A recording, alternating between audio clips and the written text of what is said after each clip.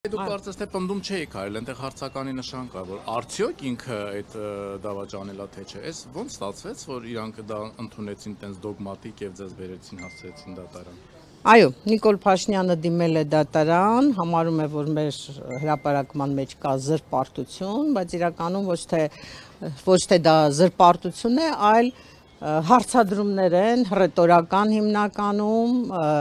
իր ոճի մեջ, իր գրառումների տրամաբանության մեջ իրեն ոնց որ ասած արձագանքել է այդ հեղինակը, որի նյութը մենք հրապարակել ենք, ընդ որում դա,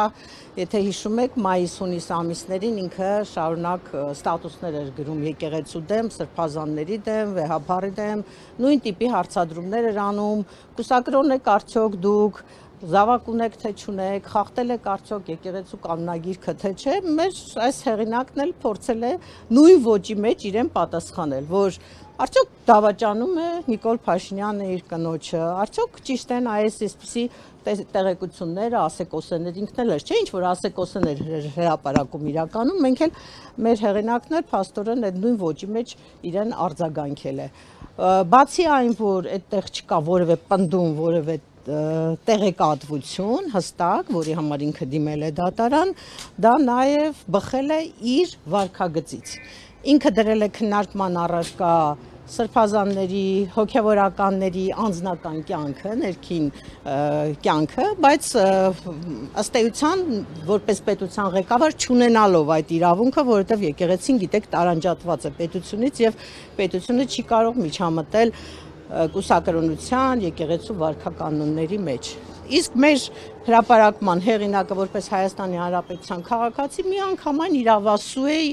իրավունք ունի նման հարցադրումներ անել իր երկրի վարչապետին, հետաքրքրվել ինչքանով է բարեվարկության կանոնները ինքը պահում, իր անձնական կյանքում ինքը հետևում այդ սկզբունքներին, որը պահանջում է նույնիսկ հոգևորականներից, այսպես ասած։ Ճիշտ ասած ինձ համար բավականին մեծ անակնկալ էր, որ ինքը դիմեց դատարան, որտեղ ի վերջո գործ ունենք նախկին խմբագրի, նախկին լրագրողի հետ, որը հազարավոր նման հրապարակումներ է արել, շատ ավելի կոնկրետ տեղեկատվություն է հրապարակել, որոնց հիմքերը չի ունեցել, ապացույցները չի ունեցել, եթե դուք հիշում եք, ինքը տարիներ շարունակ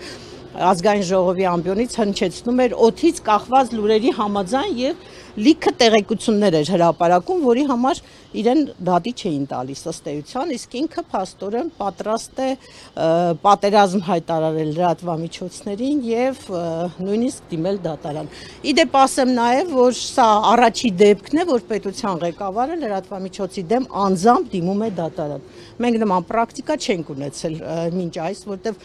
մեր պետության ղեկավարները համարել են, որ անհավասար պայմաններ են։ Չի կարող պետության ղեկավարը դիմել դատարան եւ պարտվել զուտ այն առումով, որ մենք գիտենք, թե մեր դատարանները ինչքան կախյալ վիճակում են, ինչքան անազատ վիճակում են։ Եթե իրավական պահով էր, էլի, փորձել էր հոդվածագրին գտնել, թե պետ անուն ազգանունը կեղծ էր, էլի, սա ինչ նպատակ է հետապնդում։ Արժեր սրա համար գնալ պետք, փորձել փաստաթղթեր, փորձել ինչ-որ անձնական ինֆորմացիաներ գտնել։ Այո։ Ես մի թեթև հումոր էի արել, որ ըստ երևույթին փորձում է պարզել, որպեսզի այդ դիմակավորված ԱԱԾ-ականներին հիմա էլ ուղարկի այդ հոդվածի հեղինակի տուն, բայց այստեղ նախ կարիք չկա, որովհետև պատասխանողը մեծ հաշվով հրապարակն է եւ հրապարակի խմբագիրն է, եւ երկրորդն էլ ինքը շատ լավ գիտի, որ բազմաթիվ հոդվածներ հրապարակվում են կեղծանուններով եւ դա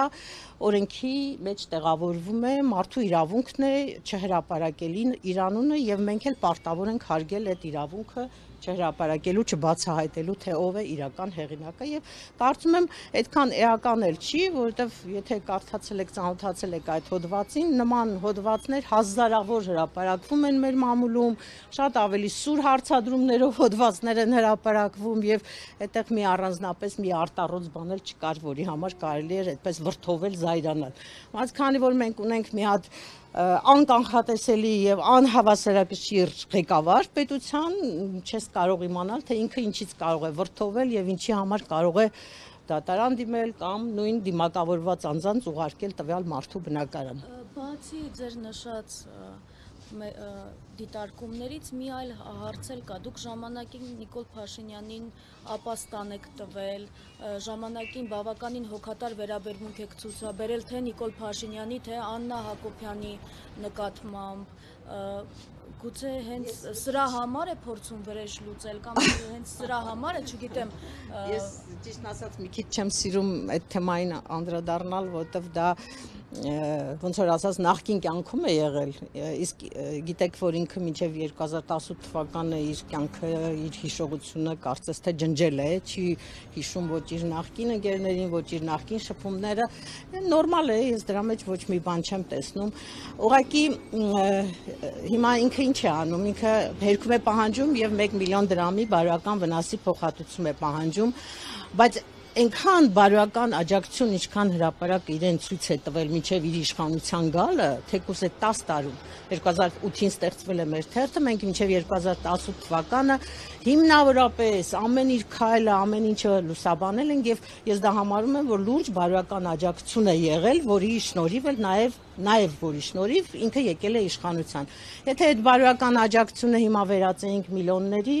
հավատացեք, որ 1 միլիոն դրամ չէր լինի, այլ բազմաթիվ միլիոնների մասին կարող էինք խոսել եւ հետո գիտեք նաեւ ես մի տեսակ երևի չարժի նույնիսկ զարմանալ, որովհետեւ այնքան միլիոնների, միլիարդների վնաս, ինչքան իր գործնեությունը, իր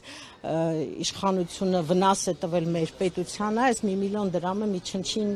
բան է, գումար է, էլի, այդպես մի մեծ բան չէ, դրա մասին չի խոսքը։ Դե գիտեք,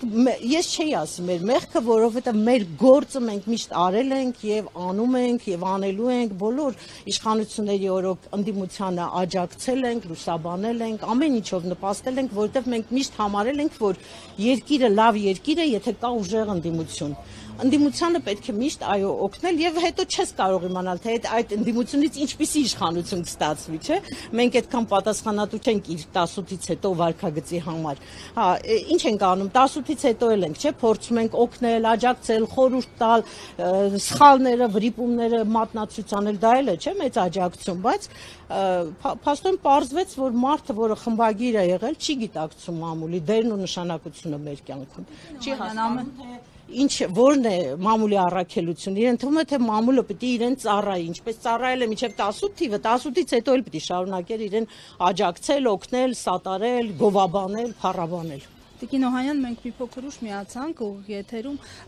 ես կխնդրեի նաև պարզաբանեք, կհավատայիք, որ մի օր հետախուզումից ձեր տանը թաքնվող Նիկոլ Փաշինյանը հենց ձեր դեմ դուրս կգա եւ նաև այսօր հենց վերջին ասուլիսում նա խոսեց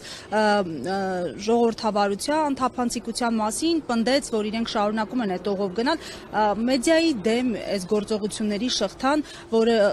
առնչվում է նաև ձեզ, ժողովրդավարության, թափանցիկության նշան է։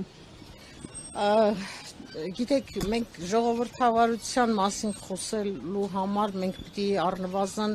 չպատկերացնենք, չիմանանք, թե այսօր Հայաստանում ինչ է տեղի ունենում, հա, այս բոլոր իրադարձությունները, այս եկեղեցու դեմ, գործարարի դեմ, ընդդիմության դեմ արածները այնքան հեռու են ժողովրդավարությունից, որ նույնիսկ ծիծաղելի է դրա մասին խոսելը, դրան անդրադառնալը։ Հետո գիտեք ինչ, երբ մարդը, ասենք, պարտությունը փորձում է հաղթանակ ներկայացնել, մի զարմացեք, երբ որ հակաժողովրդավարական բարքերը, այս ռեպրեսիաները փորձում է ներկայացնել ժողովրդավարության անվան տակ։ Ինքը պարզապես կտրվել է իրականությունից եւ մի ուրիշ միջավայրում է, հա, իր ստեղծած իր պատկերացրած միջավայրում է ապրում։